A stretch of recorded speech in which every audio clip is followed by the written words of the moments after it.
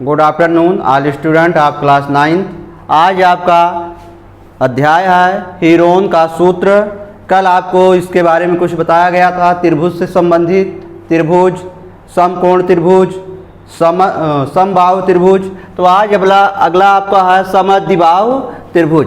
अब समद्विबाहु त्रिभुज किसे कहते हैं?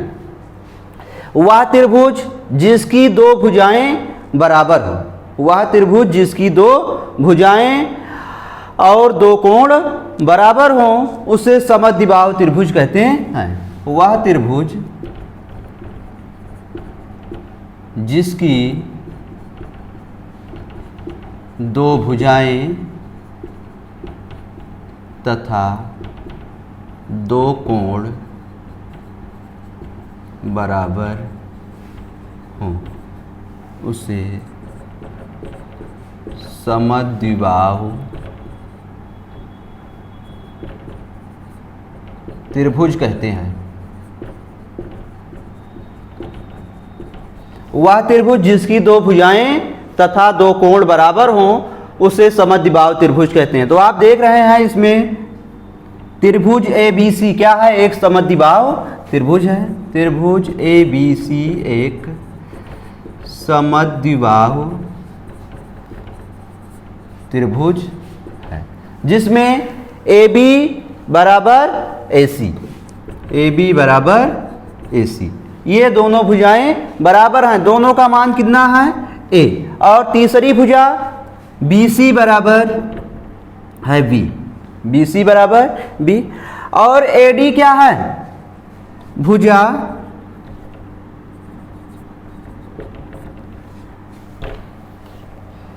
तो AD भुजा BC, भुजा BC की लंब समद्विभाजक है, समद्विभाजक, जिसमें AD भुजा BC की लंब समद्विभाजक है। तो लंब समद्विभाजक का मतलब ये कोण आपको कितना होगा? 90 अंश। और ये AD BC को दो बराबर भागों में विभाजित करेगी। ये दोनों क्या होंगे? बराबर होंगे। तो ये पूरा लंबाई क्या है? B है। तो आधा क्या हो जाएगा? B/2। और ये भी क्या हो जाएगा? B/2 आधा हो जाएगा। तो इसलिए BD बराबर DC बराबर B/2, ये दोनों हाफ हाफ हो जाएंगे।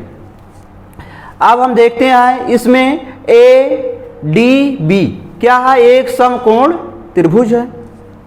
तो समकोण त्रिभुज ADB में, ADB में, ADB एक समकोण त्रिभुज है। तो समकोण त्रिभुज ADB में आप को बताया गया था कल पाइथागोरस प्रमेय, पाइथागोरस प्रमेय से।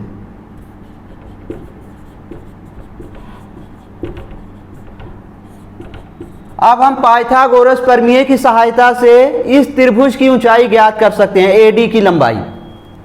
तो कल आपको बताया गया था लंब इसको पाइथागोरस प्रमेय से कर्ण स्क्वायर बराबर लंब स्क्वायर प्लस आधार स्क्वायर, कर्ण स्क्वायर बराबर लंब स्क्वायर प्लस आधार स्क्वायर। तो कर्ण आपको दिया गया है AC और कर्ण आपका क्या है?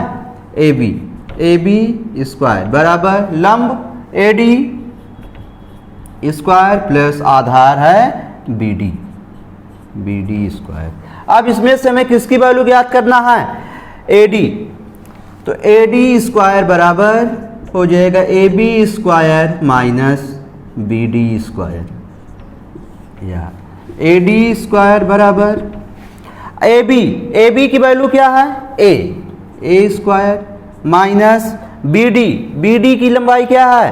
B/2, B/2 का स्क्वायर। तो AD स्क्वायर बराबर A स्क्वायर माइनस B स्क्वायर/4, या AD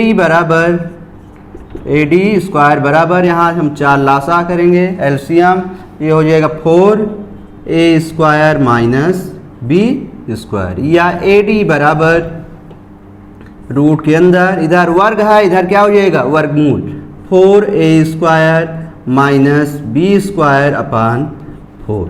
ये क्या हुआ, AD की लंबाई अर्थात त्रिभुज की ऊंचाई, समद्विबाहु त्रिभुज की ऊंचाई AD हमने ज्ञात कर लिया। अब हमें ज्ञात करना है समद्विबाहु त्रिभुज ABC का क्षेत्रफल। समद्विबाहु त्रिभुज ABC का क्षेत्रफल। तो त्रिभुज का क्षेत्रफल बराबर क्या होता है, 1/2 गुणे आधार गुणे ऊंचाई, 1/2 गुणे आधार गुणे ऊंचाई। तो 1/2 गुणे आधार आपका क्या है, त्रिभुज का आधार है BC गुणे ऊंचाई, ऊंचाई आपका ये हाइट AD।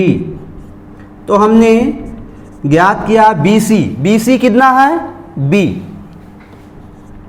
गुणे AD की लंबाई हमने ये ज्ञात किया, रूट 4a² माइनस b² अपान 4। तो बराबर हो जाएगा ये 1/2b। अब देखिए 4 का वर्गमूल बन जाएगा, यहाँ इसका वर्गमूल कितना होगा 2, और नीचे ऊपर वाले का वर्गमूल नहीं बनेगा, तो ये हो जाए 4a² माइनस b²। अब हम इसको मल्टीपल कर लेंगे, तो 2 2 जा 4, 1/4b रूट के अंदर 4a² माइनस b²। ये हुआ हमारा समद्विबाहु त्रिभुज का क्षेत्रफल, 1/4b रूट के अंदर 4a² माइनस b²। नेक्स्ट